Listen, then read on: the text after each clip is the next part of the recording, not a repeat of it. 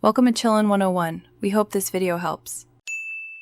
In this video, I will explain how to make pork nam full guide. Start by choosing fresh pork shoulder and trimming excess fat, then finely mince or grind the meat to a uniform texture. Mix pork with measured salt, sugar, and crushed garlic, and press firmly into a clean container. Pack tightly to eliminate air pockets and label with date, then ferment under controlled temperatures while checking odor daily. Prepare your workspace warmly and clearly by sanitizing bowls, knives, and jars before you start.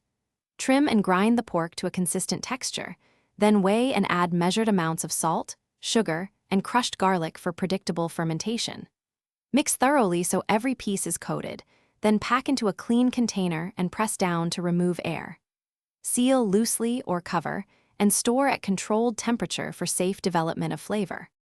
If this guide is helping you, please subscribe and hit like to support more recipes. Quick recommendation: the Owala water bottle is great for kitchen cooks because it fits cup holders, keeps drinks cold for hours, and has a leak-proof lid that survives countertop chaos. It makes sipping mid-prep easy and mess-free. Check the description for the product link and other deals. Now let's get back to the video. Fermentation is where pork nam develops its signature tang, so keep the process steady and watchful. Maintain a consistent temperature and check the mixture daily for aroma and texture changes. Healthy fermentation smells pleasantly tangy and not rotten.